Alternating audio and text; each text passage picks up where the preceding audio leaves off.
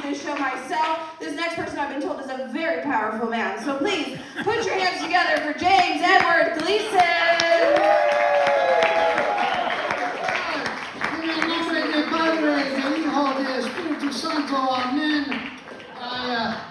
Jesus Christ, I'm not going to do my whole set in Spanish, but when I was a little kid, I learned to pray in Spanish so that if I did get molested, it would be like by one of those priests with the olive skin. I didn't want the ruddy Irish guy who looks like my dad. Those guys are gross. But Jesus Christ. I wasn't planning to do this. If I run off the stage, Larry Brown took me to the Olive Garden in Vacaville. Have you been to the Olive Garden? It's like hospital food from Italy. I might need a stomach pump, but I didn't know he called me at 12 o'clock midnight, Larry, and he says, hey, what are you doing on January 6th? And any time Larry calls and says, what are you doing on January 6th? We've had a really good time. And he says, we're going to make 17 white people laugh. And I'm like, can't we just thwart democracy or do something that's possible? But my God, but I thought I brought Schindler's List, so I'm just going to read Jewish names for the next few minutes. But have we caught the supreme leader in Iran? I don't even know about international relations, but I found out that in Iran, the difference between a leader and a supreme leader is the supreme leader comes with diced tomatoes and shredded cheese and sour cream. But I'll show you what God did. I just got back from Santa Monica. I had my first audition for a feature-length film, a movie called American History Eczema. The story about these skinheads who have atopic dermatitis, and they accidentally kill a Jewish pharmacist during the largest hydrocortisone heist in U.S. history. Kind of story of sensitive skin and hate, So it's when you lack the essential oils, you get mad at other races, And I'll get that. I look really. I'm not racist. When I was a little kid, I was scared of my own shadow, mostly because it was black. But I got over that. But my God, no. But so yeah, he called me up here, and I'm from a large Irish Catholic family. We had 6 boys and 13 miscarriages, and. You can't have an abortion, you can have as many of those miscarriages as you want. But Catholic family. My brother was, my parents named him Francis Assisi Gleason. And I said to my dad, why did you name him that? You like St. Francis nice? He goes, no, I wanted him not to put fag on his Christmas stocking. But, my God. But do you guys know the quote, Mark Twain? I know it's cold, it's downtown. This is downtown, though. I always expect more homeless people because it's downtown, because I'm from San Francisco. My friend from Fairfax says, we have homeless people in Marin, too. I'm like, yeah, but in Marin, a homeless guy is a guy named Scott who lives on his dad's houseboat. In San Francisco, a homeless guy's eating shit out of a motorcycle helmet with a fork in the middle of the intersection.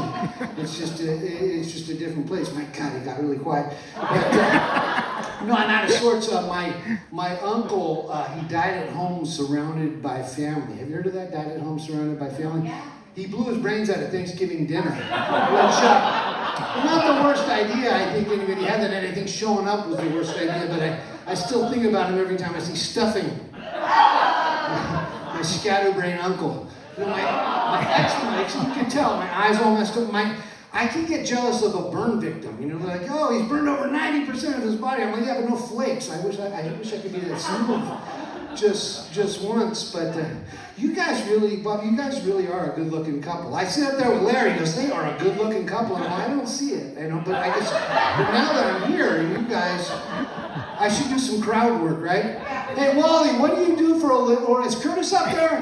That's the worst goddamn crowd work that anybody. But anyway, we had a lot of death in my family. My dad writes all the obituaries, and when my grandmother died, he said she passed away quietly.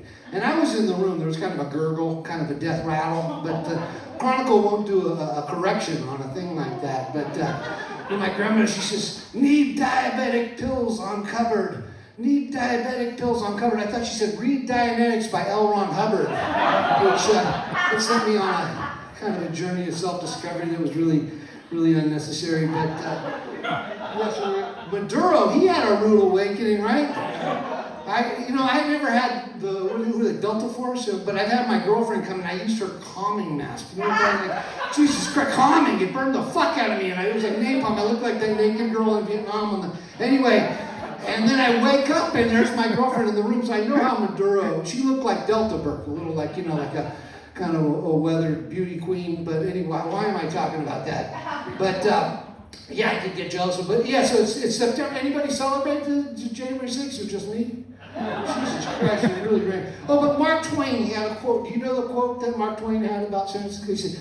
He said, the biggest cock I ever saw was when a woman at a urinal in a restaurant. Jesus Christ. JP, can I get the red light? It's a little bit for my eczema. I get, God, you guys are good looking. I can't believe it. But yeah, I almost didn't make it here. Larry and I, we locked the keys in the car outside of Planned Parenthood and had to go to the clinic door and ask them for a coat hanger.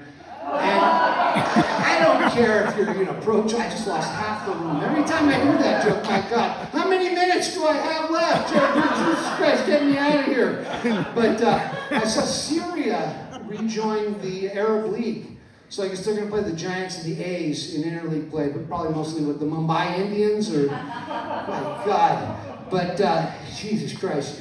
But new Pope, we got last year, we got the new Pope. Did you see that one? And they unsealed the papal apartment, and those kids are all grown now, so now they can molest some kids. But no, I read this, what the hell, I'm going to hell for this, right? My mom, she died in August, and we're hoping that she would hang on until October, because her hospice does this amazing haunted house. I take your kids to the haunted house, we're going to take her to the haunted hospice. But no, my girlfriend is a hospice, you can clap for a hospice chaplain, and then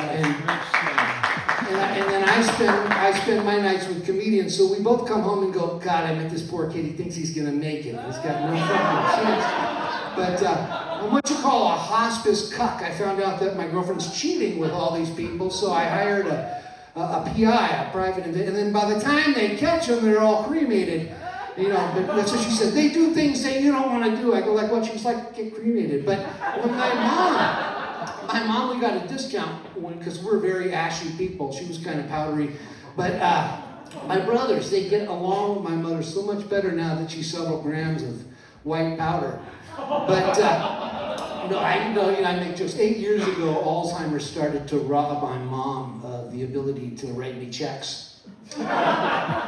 My dad's no help with the Parkinson's. He keeps adding zeros. I'm like, Chase will never cash this. But no, I'll tell you what my mom did before she had Alzheimer's. She ran a homeless shelter in San Francisco. And if you haven't done this, volunteer. She had me playing Monopoly with 3 homeless guys, which was boring as shit because they wouldn't buy anything for like 3 fucking hours.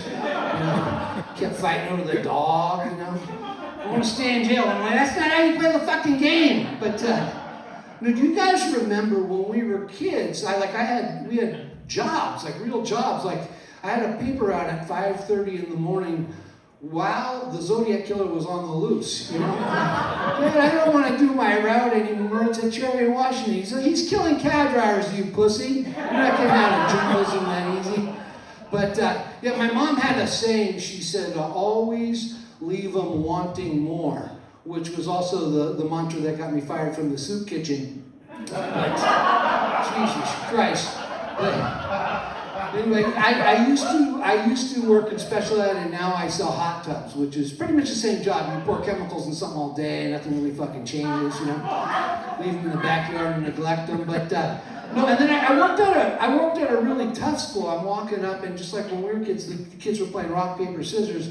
And then when I got closer, I realized they were playing crack pipe lighter. But tough school. Anyway, I'm going to get the fuck out. I'm going to go out and look for these homeless people. I know they're out there somewhere, and they're probably good looking like you guys, because this is Marin County. But we've got a giant show ahead for you tonight, and I want to thank all 17 of you for coming out here.